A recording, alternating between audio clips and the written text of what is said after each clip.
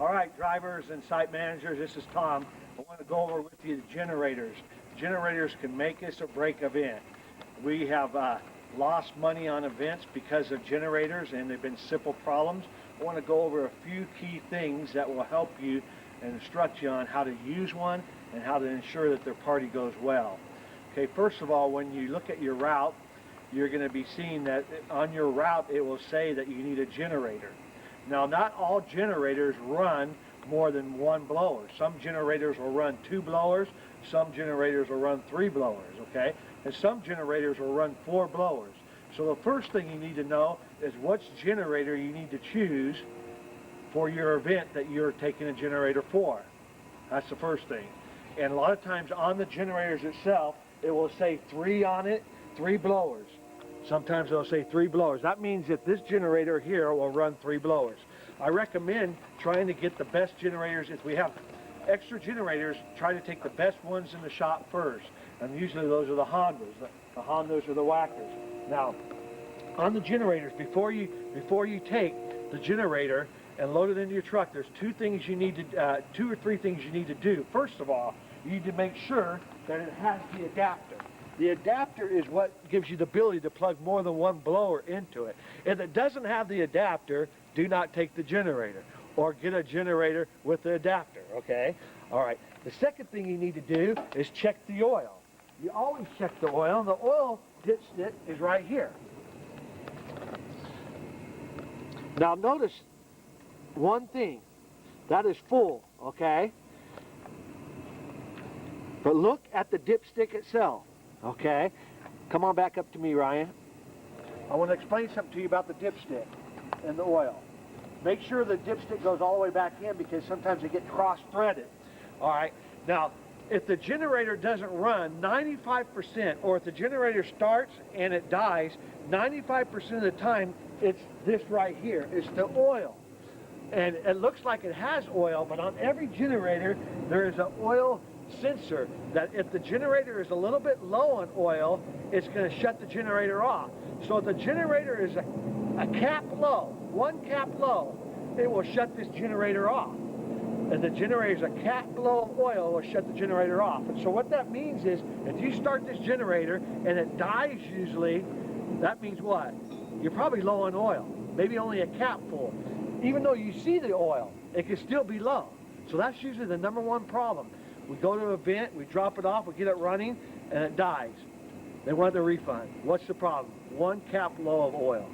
So you got to check the oil, the first thing. Okay, the second thing you have to do is check the gas. Make sure it's full of gas. And so after you got to check the oil, the gas, and then you want to start the generator. You want to start the generator in the shop to make sure that it is running. Okay, now the rule of thumb is, if you have to pull a generator more than twice, you're doing something wrong. If you pull it more than twice, then you need to stop. Stop. Don't pull the 3rd time, because you've done something wrong. These generators start every time 1 or 2 pulls. If you pull it 3 times, you've done wrong already. 2 times, you pull it. 3rd time, you're calling the site manager, or getting the site manager. It's just that simple, because you're going to flood it. Okay, and so when you start the generators, there's not a lot of buttons to control. Okay, and what happens is, a lot of guys get on these things and they start switching all these buttons. Okay, you have an on and off switch.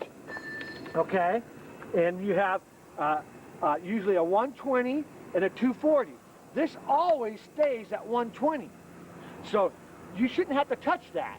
Okay, there's no reason for it ever to change that. But sometimes I'll see a generator and it's been moved all around. That's why it doesn't run. This stays on 120. Okay, on this one over here on the whacker, look. You have the breaker switch, you have the 120 button, and the 240. It will not run properly on the 240. It has to stay on the 120 at all times, all right?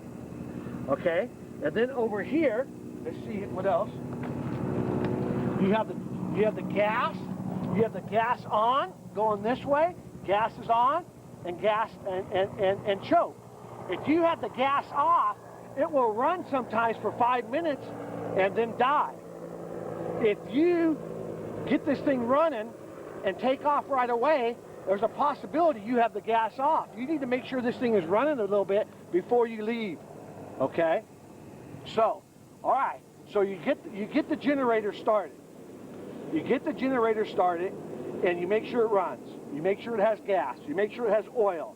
Then the next thing you do is you load it in your truck. And when you load this in your truck, you don't let it tip up. If you let it tip up upside down, all the oil will go to the carburetor, and it will flood these generators. Then the generator won't start, okay? And then we'll have to pull off the air filter to clean, okay? And so after you load this, you need to make sure you load a 5-gallon can of gas. You have to have the gas can with it. There's nothing worse than a customer running out of gas on an event and we lose hundreds of dollars on $5 can of gas. Does that make sense? So we don't know how to operate it. We know to check the oil. We know to check the gas. We know to check the plug-in. Okay? Now this plug-in goes over here on, there's a 30 amp and a 20 amp. Okay? I'm going to plug this in on the 30 amp because it is a 3-plug. This is the right one for this one, a 3-plug. All right. On this one over here, you have the 110, you have the 30 amp, and you have a 20 amp. Okay? I'm going to plug this one in on the 30 amp. Okay? It fits on that one. All right. Some of them have a 4-plug one. These you wouldn't use if you don't have the plug-in for it. All right. Okay, so you got it ready to function. All right. I would start it, but there's only one simple thing. I think we're completely out of gas, aren't we?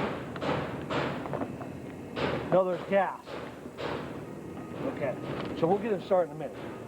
Okay. Any questions? So you get this to your site, okay?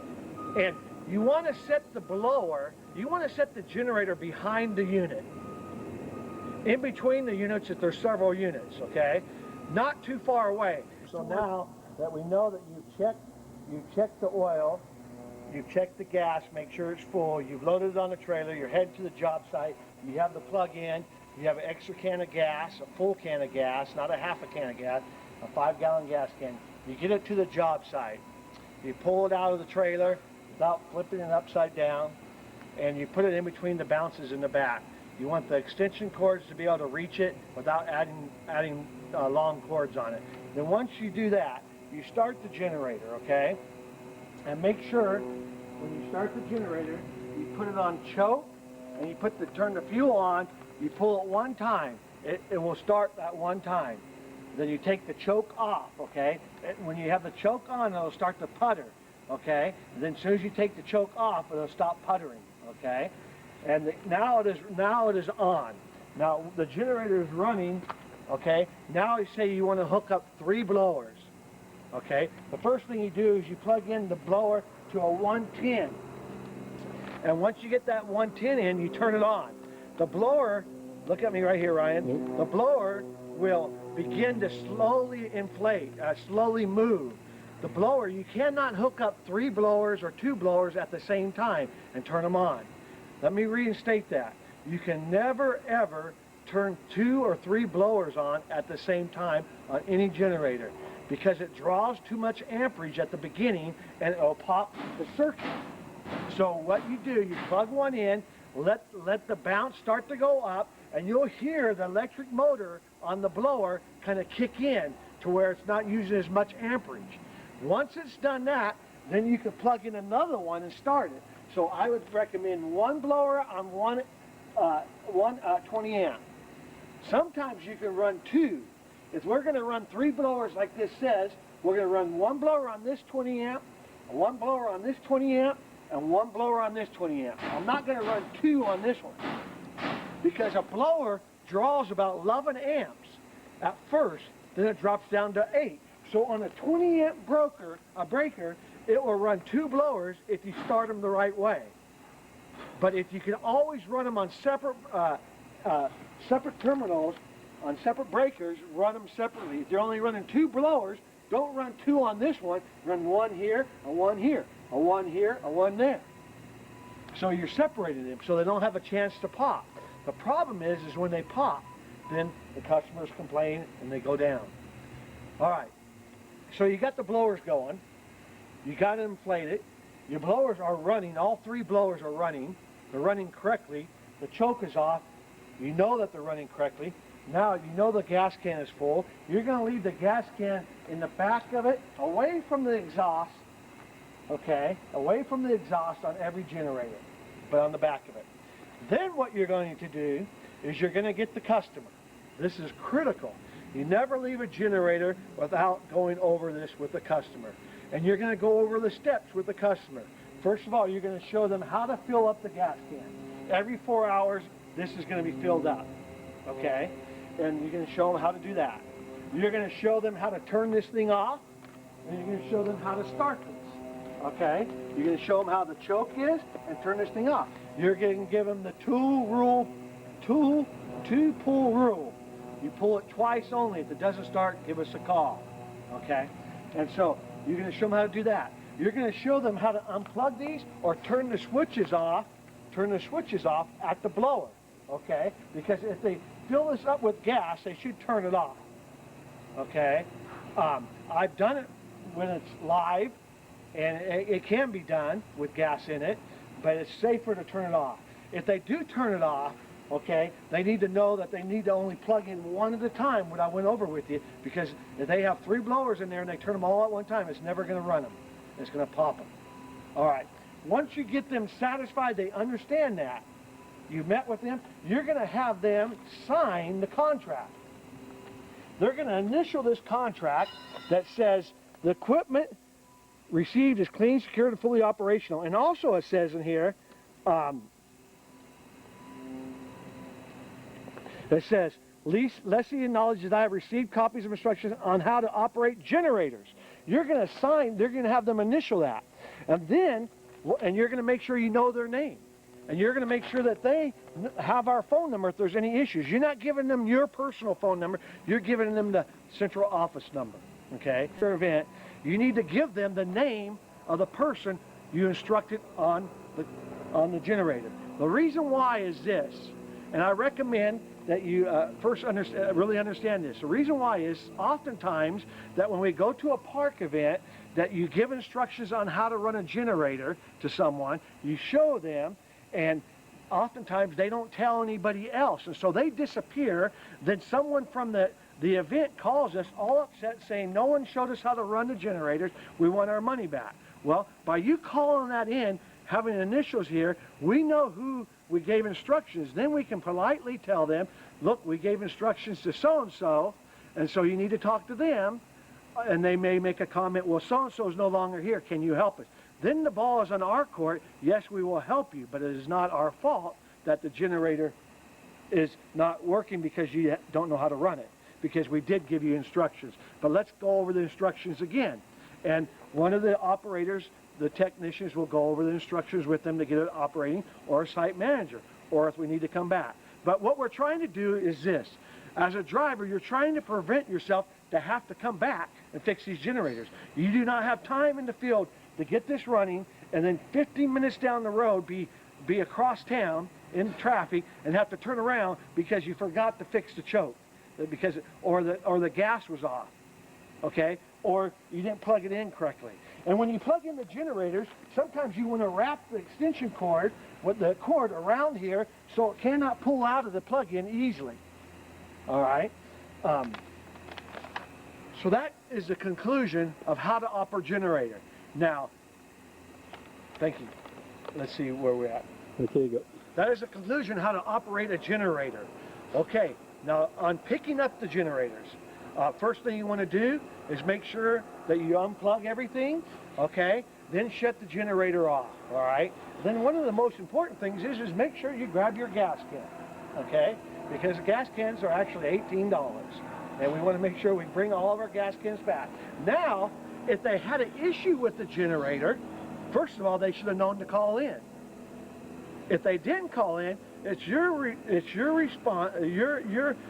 responsible to make sure you make note of that on your check-in and check-out, and call the office or your site manager and let them know that they had an issue, and they are to deal directly with management. All right. If there is an issue, though, and the generator is broken, there's something that you must do. Let me explain it to you. Right here once you grab your generator, in your bucket you have all your supplies. You have duct tape.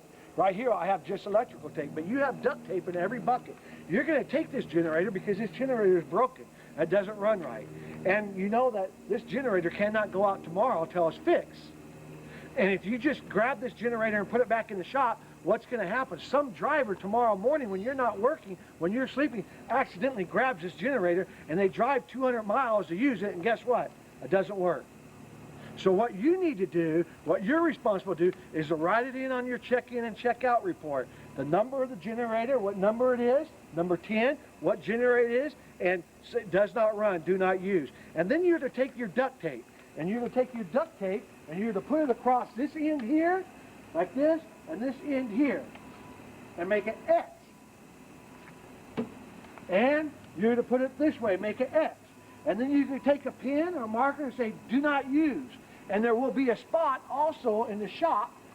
In every shop and every location is a spot for wet units and repaired units. That's where that generator will need to go. It does not need to go back into the rental inventory. It needs to be put aside.